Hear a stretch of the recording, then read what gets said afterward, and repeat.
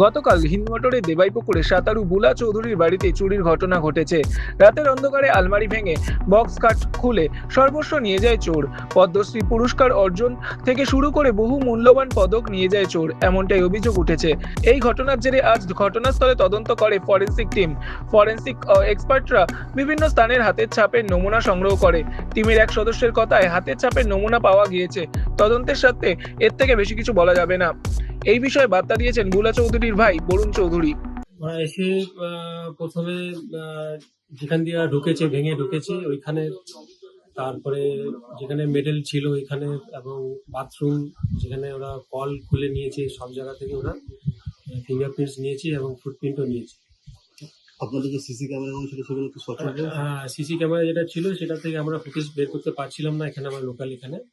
তো এখন পুলিশ থেকে ওটাকে সিজার লিস্ট করা হয়েছে, ওরা এটাকে ফরেন্সিকে পাঠাচ্ছে, ওখান থেকে যদি কোনো রিকভার করা যায়। কি অনুমান করছেন কবে চুরিটা এই ধরনের ঘটনাটা ঘটেছে? আমরা এক্স্যাক্টলি তো এখন টাইমিংটা বলতে পারছি না, তবে আমাদের মনে হয় 2-4 দিনেই হয়েছে, 2-4 দিনের মধ্যেই হয়েছে। কতদিন আগে মানে আপনার লাস্ট বলতে?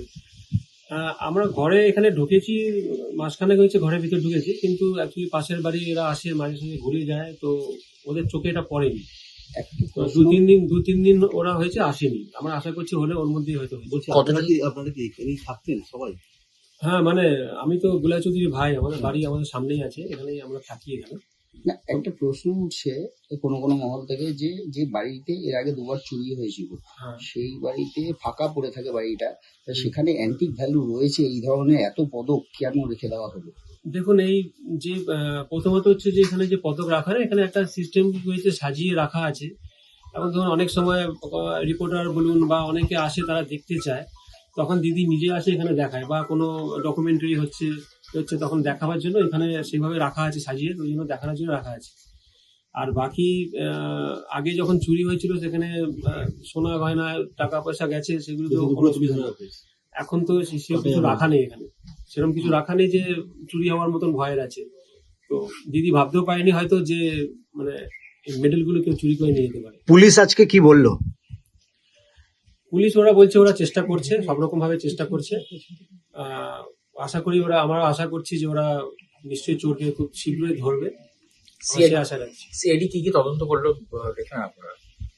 তদন্ত বলতে ওনারা সব জায়গায় খুঁটিয়ে দেখেছেন এবং ফিঙ্গারপ্রিন্টস গুলো নিয়েছেন। আপনাদের কাউকে সন্দেহ করছেন যে করতে পারে? সেটা আমরা বলতে পারছি না, এখন সেরকম কিছু জানি না। কারো প্রতি কি সন্দেহ আছে? না। সিসি ক্যামেরা ডিভিআরটা কি অকেজো হয়ে গেছে? ডিবিআর এর ফুটেজটা ঠিক আমরা এখানে বের করতে পারলাম না, আমরা চেষ্টা করেছিলাম কালকেও এখানে লোকাল দিয়ে, আমরা পারিনি। তো ওনারা ওই জন্য ওটাকে সিজ করে ফরেন্সিকে পাঠাচ্ছে, যদি ওখান থেকে এক্সট্রাক্ট করা যায়। হিন্দমোটর থেকে নিজস্ব প্রতিনিধি রিপোর্ট, এনএম নিউজ।